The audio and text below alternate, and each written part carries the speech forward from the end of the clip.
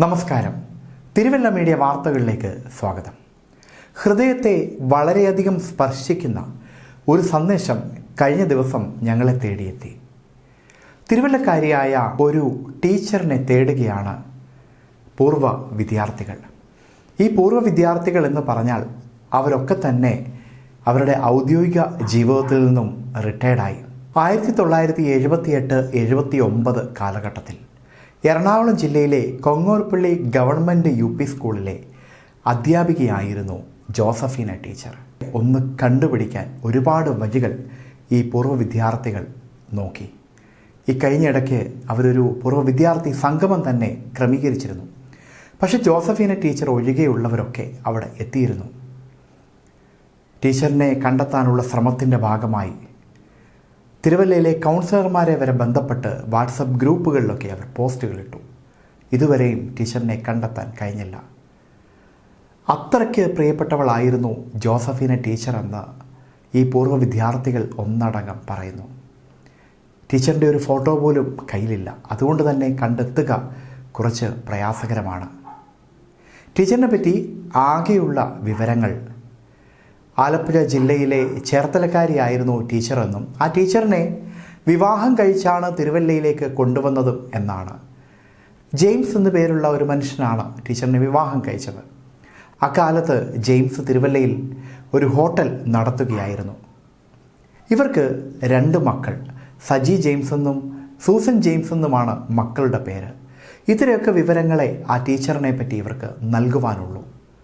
തീർച്ചയായും തിരുവല്ലക്കാരായ നിങ്ങൾ ഓരോരുത്തരും പരിശ്രമിച്ചാൽ നമുക്ക് ഈ ടീച്ചറിനെ കണ്ടെത്താൻ സാധിക്കും. അത് ഇവർക്കും ഒരു സന്തോഷമാണ്. ടീച്ചറിനെ തേടിയെത്തിയ ആ സന്ദേശം ഇവിടെ പങ്കുവയ്ക്കട്ടെ. 1978-79 കാലങ്ങളിൽ എറണാകുളം ജില്ലയിലെ ആലങ്ങാട് പഞ്ചായത്തിൽ കൊങ്ങോർപ്പള്ളി ഗവൺമെൻറ് സ്കൂളിലെ അധ്യാപികയായിരുന്നു ജോസഫീന ടീച്ചറെന്നായിരുന്നു ഞങ്ങളെല്ലാം വിളിച്ചിരുന്നത്. ആ സ്കൂളിലെ ആ കാലഘട്ടങ്ങളിലെ കുട്ടികൾക്കൊക്കെ വളരെ പ്രിയപ്പെട്ടൊരു അധ്യാപികയായിരുന്നു. ഇന്ന് ടീച്ചർ ജീവിച്ചിരിപ്പുണ്ടെങ്കിൽ ഒരു 80-81 വയസ്സൊക്കെയാണ് നമുക്ക് പ്രതീക്ഷിക്കാവുന്നത്. ആകെ നമുക്ക് കിട്ടിയ അറിവ് ചേർത്തല കുത്തിയതോട് ഭാഗത്തു നിന്ന് തിരുവല്ലയിലുള്ള ഒരു ജെയിംസ് ആ കാലഘട്ടത്തിൽ ഹോട്ടലൊക്കെ നടത്തിയിരുന്ന ഒരാളായിരുന്നു. ജെയിംസ് വിവാഹം ചെയ്തു. അതിൽ 2 കുട്ടികൾ, സജി ജെയിംസും സൂസൻ ജെയിംസും. അതിൽ സജി ജെയിംസ് ഹോട്ടൽ മാനേജ്മെൻറ്റുമായി ബന്ധപ്പെട്ട് പഠിച്ചിരുന്നു എന്നാണ് അറിഞ്ഞത്. ഈ സൂസൻ ജെയിംസ് നേഴ്സിംഗ് സ്റ്റുഡൻ്റ് ആയിരുന്നു എന്നുള്ള വിവരം ഈ ജോസഫീന ടീച്ചറുടെ കൂടെ ഉണ്ടായിരുന്ന ചില അധ്യാപകരുടെ ഓർമ്മയിൽ ഇപ്പോഴും ഉണ്ട്. 45 വർഷങ്ങൾക്ക് ശേഷം ഈ കഴിഞ്ഞ മാർച്ച് 3-ാം തീയതി ഞായറാഴ്ച ഞങ്ങൾ പഠിച്ചിരുന്ന പഴയ കൊങ്ങോർപ്പള്ളി ഗവൺമെൻറ് സ്കൂളിൽ ഒരുമിച്ച് കൂടിയിരുന്നു റീയൂണിയൻ്റെ ഭാഗമായി.